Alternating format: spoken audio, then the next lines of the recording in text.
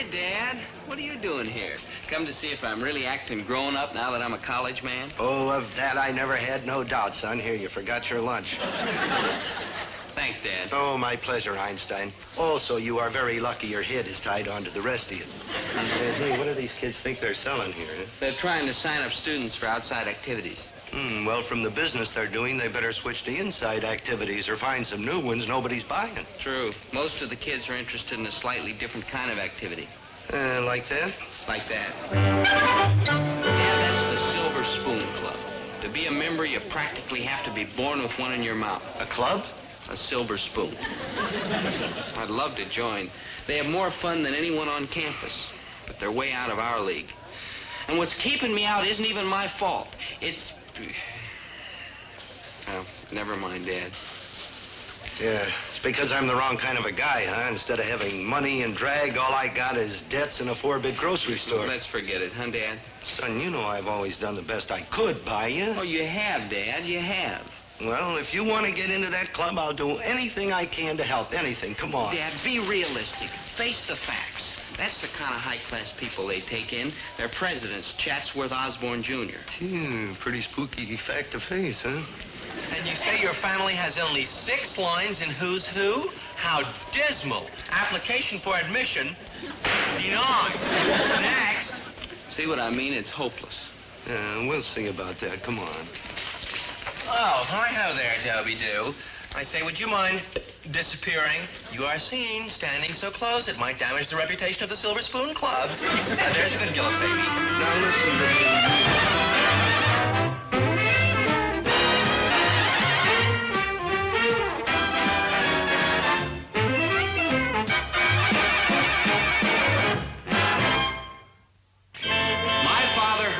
Gillis may be only a humble grocer, but he has many desirable qualities. He's firm and determined and strong-willed and inflexible, and stick around. Sooner or later, I'll come up with one that's desirable.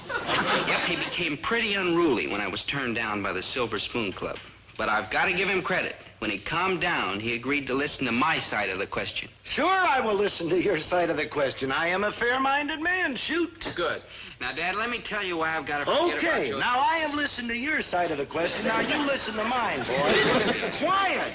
You are making it very hard for me to be a fair-minded man. Now, I know that sometimes I am a big talker. Also a loudmouth. Also a blowhard. Just on the mind of the conversation. But look, son, I've been taking care of you for a lot of years now, and ever since you was a baby, when something bothered you, it bothered me too, right here. And I got that feeling right now, real strong. My father used to get that too. Always turned out to be heartburn. Well, boy, down through the years, there have been a million things I wanted to do for you, and I couldn't. But as sure as I am Herbert T. Gillis, independent grocer, I am not going to miss getting you into that fancy club with all them elite and polished and high-class gentlemen.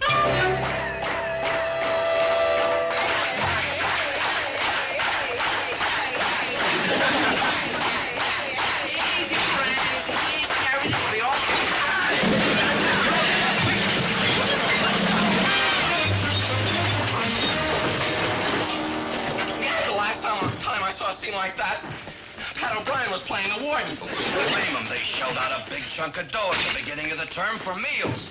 And all they had to eat last week was oatmeal and peanut butter. Mr. President, forgive me for asking a question, but why is our treasury in such sad shape? The word, I believe, Mr. Vice President, baby, is mismanagement. Dear. Well, we Osborns are simply not accustomed to dealing with sums of money of less than 6 zeros at the end. Oh, dear. Besides, I had to buy us that new station wagon last month. While their members were starving? Good heavens, man. Would you have us be seen driving to the polo matches in last year's station wagon? Of course, Osborne, you had no choice. I certainly did not. Happily, there's an easy solution to our problem. Well? Call your mother and have her advance you your next month's allowance. That's rather a touchy subject. You see, I've already taken an advance on a few months' allowance. How many months? 134. I'm in the same boat. Mumsy says if I ask for money one more time this term, she'll make me get a job, whatever that is. I would say we're in trouble. I would agree. Oh, where is our guardian angel? Oh, hello, my dear boys.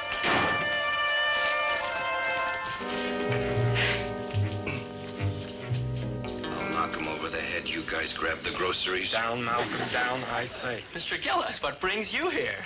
Oh, nothing in particular. I just happened to be in the neighborhood delivering these delicious, mouth-watering, gourmet-type groceries and thought I'd drop in. Yummy. Come on, man. One little knock, everybody eats. Back off, you ape. So, I was right, huh? You guys are really scraping the bottom for groceries. So we are somewhat embarrassed, gastronomically speaking. What concern is that of yours? I am glad you asked me, Chatsworth. Now, how would you like an order like this to be delivered here to the club, say, twice a week? Just like Mother used to bake? Ain't you got no shame, sir? Innocent boys are wasting away. Oh, so nutritious, too. Let us cease this jockeying for position. Out with it. What's your game? I will supply you birds with enough food to feed that howling mob in there for 1 year. We'll take it. We'll take it. If you will agree to one little condition. We agree. It's a very simple condition. Just make Dobie a member of the club. The answer is also simple. No. No! Are you out of your mind, you creep? Mr. President, may I ask a question? Yes? Are you out of your mind, you creep? Nothing personal against Dobie Gillis. The peasant stock he springs from is honest, sturdy peasant stock. But he is simply and incontrovertibly not our type. What kind of type's that? Hungry. Look, Buster, I'm pleading with you from the bottom of their empty stomachs. It's the only thing that can save the club from complete collapse. Well, if you are going to dilly-dally. Pardon me, but would one of you mind holding the door open? I don't want to bump it and bruise the T-bone steak. Congratulations, Mr. Gillis. You have just become the proud father of a 150-pound baby member of the Silver Spoon Club. Just to think, my boy Dobie, a member of a ritzy outfit like the Silver Spoon Club. You know, it makes me feel all warm inside and full of love of my fellow man. And if one word of this deal leaks out to Dobie, I'll cripple the bunch of you. Dobie Gillis, I ought to cripple you.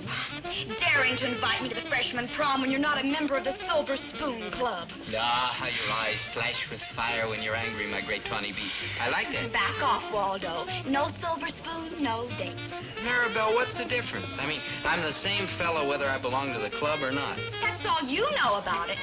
Members of the Silver Spoon Club are always handsomer and wittier and cuter and taller Taller than what? than they were before they became members. They have to. It's in their bylaws. So, farewell, cowboy. Look, Maribel, there's something... Look, no offense, Chester. Dobie. But if I dated you and out, when I could date a silver spooner and in, my social life would turn into one big, dull, dreary disaster. You rang? Oh, hi, Maynard. Like hi, good buddy, like hi, girl. Hey, what happened to your head?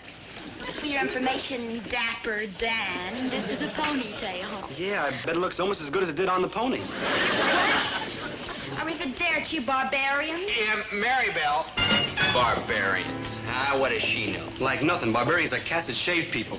No, Maynard. We never touched a blade to skin in our life. Well, you haven't anyhow. Well, cheer up, good buddy. You always got me, and that's plenty to cheer about. Yeah, Maynard. I mean, I'm more fun than some bacon-headed chick. Yeah, Maynard. I mean, you'd rather hack around with me than some flibber to gibbet in skirts. Yeah, Maynard. And you're fibbing, ain't you? Yeah, Maynard. Good thinking. I don't understand why a cat would want to join one of them snooty clubs. All I do is run around after chicks. Maynard. Stop begging. I ain't joining. Please, no tears. My head's made up. Maynard, please. Doggone it, that girl has no right to treat me like that just because I'm not a lazy, good-for-nothing member of some snooty club. Like, true, with your brains, you could be a lazy, good-for-nothing without being a member of no snooty club. Who needs them shiftless plowboys? Maynard, that's playboys. That's exactly what they are. Hi-ho there, Dobie-Doo. Get lost, you shiftless plowboys. Maynard, that's playboy. No, hi, man. Don't mind Maynard. He didn't mean anything. Sure I did. I meant they were like... Never mind. Dobie-Doo, we have some smashing news for you, and for your ears alone. Go ahead, Chatsy. Your ears are like ready. All right, Chatsworth. Maynard can keep a secret. Gillis, baby, we, the ruling echelon of the Silver Spoon Club, founded in 1908, our motto, self before service, why be coy, have decided to confer upon you the highest honor possible to one of your species, rank, acceptance as a member. Me? Him? We welcome you, Gillis, as a fellow gentleman, connoisseur, and bon vivant. Me? Oh, come now. Him? Oh, come now. Maynard, you're supposed to be on my side. No. No, Maynard's right. What do you want with me? I'm not the type of fella you usually take into the Silver Spoon Club. And just yesterday, you turned me down cold. I don't get it. It's our new policy. It's called, democracy. Yes, democracy. How quaint. You see, carried away by this democracy, we have decided to reach out and take in members from all walks of life. Hear, hear. So we have decided, Gillis, baby, that your stalwart character, peasant but pleasant personality, and boyish charm make up for your lack of the more negotiable attributes. Therefore, welcome. See, fellas, I'm overwhelmed. Completely overwhelmed. Hey, Dobe, as soon as you're over being whelmed, tell them what you said before about their seedy old Silver Spoon Club. Maynard. Man, you should have heard him. What a gas. Maynard. Hey, Dobe, what was that 4-bit word you used? Oh, yeah. Good for... Nothing. Maynard has a colorful imagination. Well, you have no time to waste on the hoi polloi. Come. We must away to the clubhouse for the official swearing in. Quickly, there's not a moment to lose. Hey, hold on. Can it wait till tonight? Till tonight? Of course it can wait. My compatriot-to-be, we are at your command. Oh, good.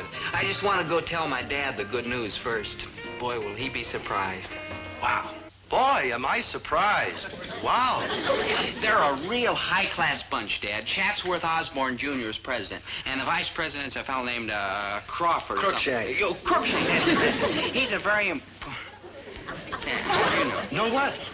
Crookshank's name. Oh, you just told me. Oh, that's right. That's right. Well, anyhow, his family's a very Well, of course, the main thing is that you're happy. No, I sure am, Dad. Awful happy. And I'm going to make these fellas glad they accepted me as a member. Oh, that's the way to talk. You just get in there and show them that the Gillises may not have blue blood sloshing around inside of them, but they are gentlemen and courteous and polite, and you will clobber the first loudmouth that says they ain't. Yeah, clobber him, Dad. Right in the labuns. Oh, you're a good boy, son. Yeah, I'll be eating lunch at the club every day and sometimes dinner, too. They say the meals are sensational. Yeah, I heard about them. In the car coming over here, Chatsworth told me they'll serve us steaks or fresh lobster or pheasant anytime we want. He said when it comes to meals at the Silver Spoon Club, the sky's the limit. What's mine? And next week, they're going to order pigeon. They already got one. That's wonderful, Dad. These are going to be the happiest years of my life. At these prices, they should. Get that, will you, son? Oh, sure, Dad. Hello, Gillis's Grocery? This is Crookshank from the Silver Spoon Club. I'm calling to tell you that everything has been taken care of, and where are our groceries? Huh? We lived up to our part of the bargain. Your son has been accepted as a member, and he'll be here tonight to be sworn in. So let's get cracking on that delivery, eh? What? On the double malnutrition is setting in. Give me that. And don't try to pawn off any of your inferior grades on us, oh honest grocer Gillis. I have a nose for quality, you know. Sure, sure. Who's that on the phone, son? Nobody, Dad. Oh, wrong number, huh? Yeah, that's exactly what it was, Dad. All along. So those phonies in the Silver Spoon Club wanted to play rough and push my father around. Okay, they've got away with it so far. But now they're gonna pay. Boy, are they gonna pay. Pay for it? Of course I paid for it. With the last penny of the oatmeal and peanut butter fund. But with Mr. Gillis about to supply our culinary requirements, who needs money? Good heavens, this record is dusty. Does this one? And those setting up the wall. Oh, quickly, cronies, make ready.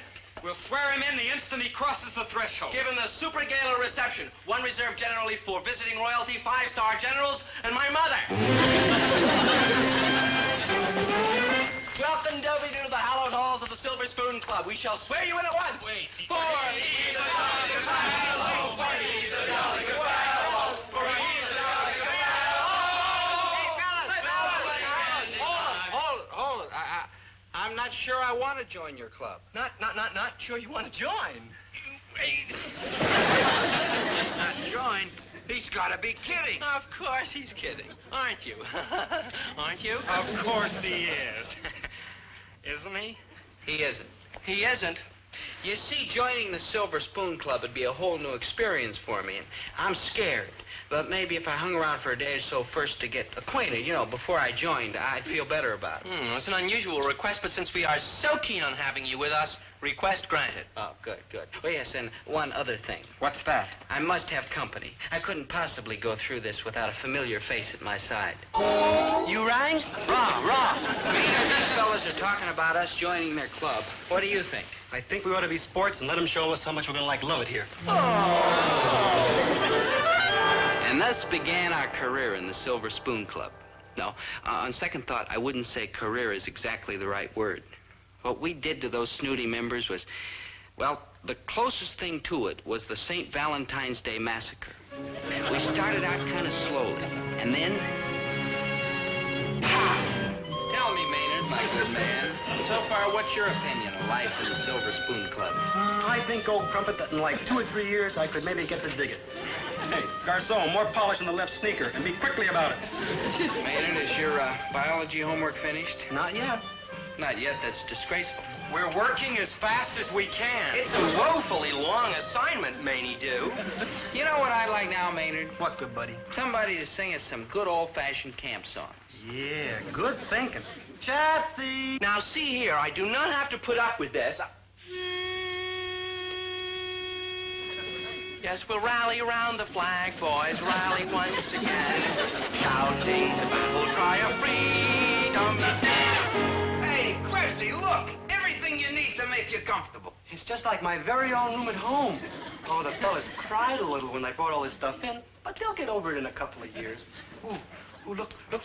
They brought me my bongos, and my box of Excelsior, and my petrified frog, and my guitar, and Edmund. Oh, Edmund. Oh, it's even better and messier than home. There was only one thing wrong, but we took care of that. Yeah, I didn't feel right being the only one wearing ordinary, normal clothes while all them Silver Spoon cats were duded up. So I figured out something real shrewd. Like what? Like observe. Gad, if my tailor ever found out about this, he'd swallow a mouthful of pin. My feet hurt. Yeah, mine too. I'd better do a little studying. My history book? Yeah, me too. My comic books. Yeah. Hey, Maynard, the sun's in my eyes. Yeah, mine too. Kind of thirsty. Yeah.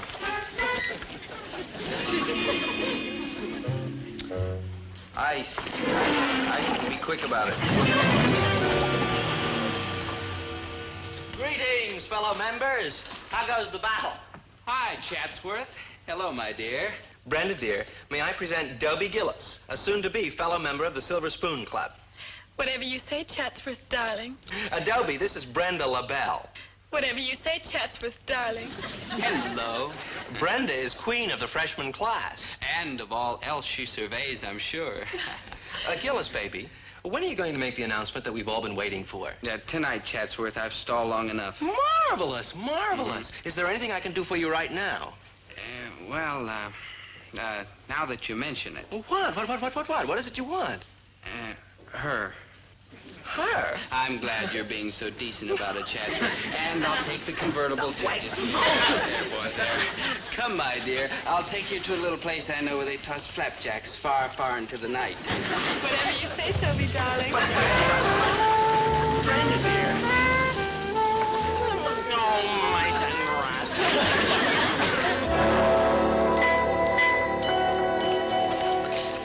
Well, this is the night of the killing, huh, Maynard? Boy, will we make those phonies crawl before we tell them off. Like right. Hey, you're really dressed up for the occasion. That's a good-looking suit. Yeah, I rented it from my father, only $1.50. You mean you have to pay your father when you wear one of his suits? Doesn't everybody? Maynard, that's ridiculous. $1.50's too cheap, huh? I mean, he has no right to charge you for something like that. Oh, it's okay, Dope. I charge him $1.50 if I stay out of the house when we have company. It, like, balances out. Sounds fair enough. Oh, they're coming in for the meeting and my big announcement. Now, listen, I figure we'll start off by making Chatsworth sing again. That really bugs him. And then we'll make all the members stand up and... Dope, do we, like, have to? Of course we like have to. It's what we've been aiming at. We're making them suffer for the miserable way they've been acting. Yeah, on account of their mean. Right. And rotten. You bet. And hateful. They sure are. And to get even with them mean and rotten and hateful fellas, We gotta act the only possible way. Just as mean. Like true? And rotten. Like true? Yeah, I see what you mean, Maynard, and you could be right. Ah, Dobie, there you are. We're ready for you now. Enter, dear boy, enter. We've been waiting anxiously. Order, I say. Please be seated. Fellow silver spooners.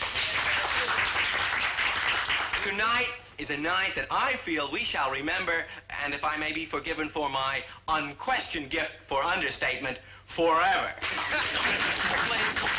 Please, no emotional outbursts.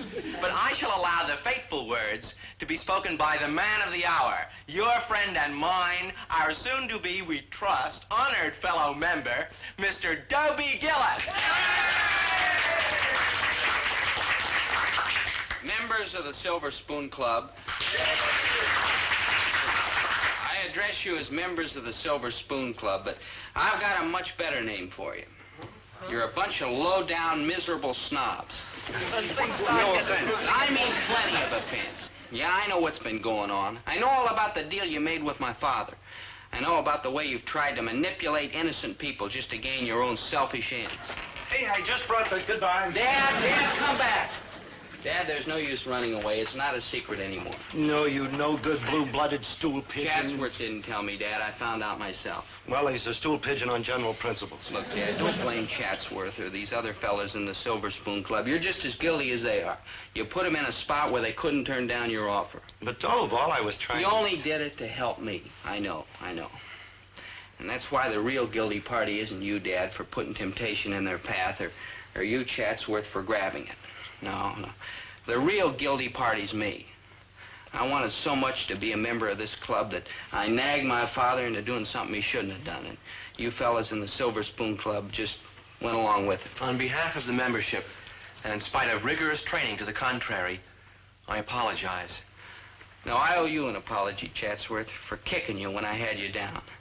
I guess I was awful hard on you guys. Hey, Dobe, you're kind of a rat, ain't you? You too, Maynard.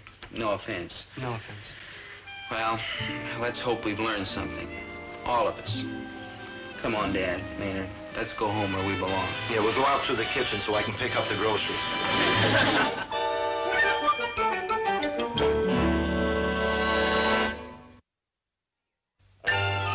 Gee, it's great to be home again, Dad, where I belong. Well, it's good to have you, and better to know that you're not mad at me for that harebrained stunt I tried to pull. How could I be mad? You only did it because you thought it was what I wanted. You know, when you consider how smart I am, it's amazing some of the dumb things I do. Like true. Don't agree so fast. Hello, Dobie. Mr. Gillis. What do you fellas want? Yeah, will you get out of here? Once around with you guys is enough. Dobie, I don't quite know how to say this, but, well, we still want you to join the Silver Spoon Club. The membership voted for it unanimously. Oh? What do you want this time? My father's truck? No, you don't understand. We're frightfully sorry about what happened.